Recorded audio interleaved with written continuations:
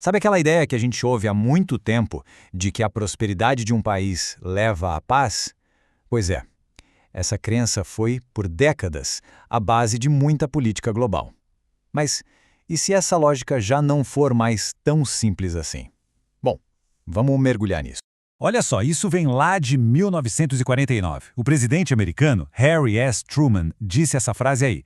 A lógica parecia perfeita, né? Se a gente melhorar a vida das pessoas, o risco de conflitos diminui. E pronto, esse virou um manual para buscar estabilidade no mundo.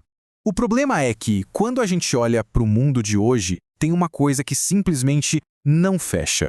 Um paradoxo que meio que bagunça toda essa lógica antiga. É que, por um lado, a gente tem uma notícia incrível. A pobreza extrema no mundo caiu para níveis históricos. Maravilha! Só que, por outro lado, os conflitos violentos estão no nível mais alto desde a Segunda Guerra Mundial. Como pode, né? Essas duas coisas indo em direções totalmente opostas forçam a gente a repensar tudo.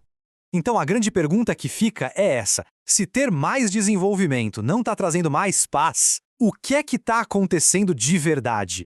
E a resposta, segundo pesquisas mais recentes, parece estar no que eles chamam de uma verdade assimétrica. Basicamente, a relação entre desenvolvimento e conflito não é uma via de mão dupla equilibradinha como a gente imaginava.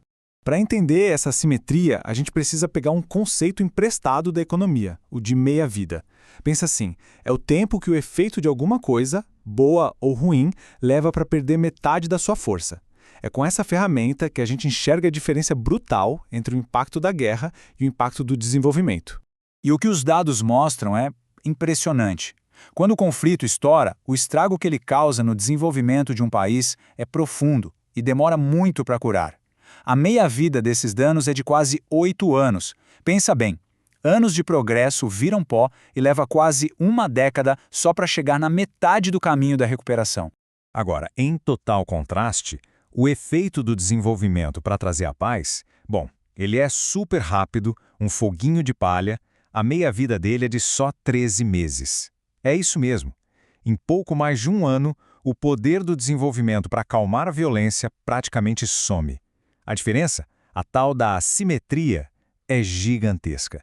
Tá, mas por que o impacto da guerra é tão duradouro? Porque a guerra não destrói só prédio e ponte, sabe? Ela ataca os pilares de uma sociedade. A infraestrutura física, claro. O capital humano, com a perda de vidas e de gerações sem estudo. As instituições que fazem o país funcionar. E talvez o mais difícil de reconstruir, a confiança entre as pessoas.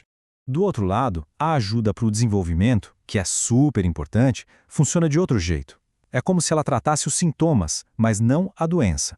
Construir uma escola ou dar uma ajuda financeira melhora a vida das pessoas, com certeza, mas raramente consegue mudar as estruturas políticas mais profundas, que são a verdadeira raiz da violência.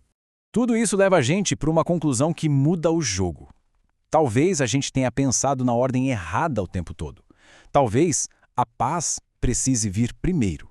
E aqui está a grande virada de chave, a inversão daquela ideia do Truman. O ponto central é este. O desenvolvimento, para ser duradouro, para ser sustentável, depende muito mais da paz do que o contrário. Cada ano que se evita uma guerra, se preserva um progresso que levaria décadas para reconstruir.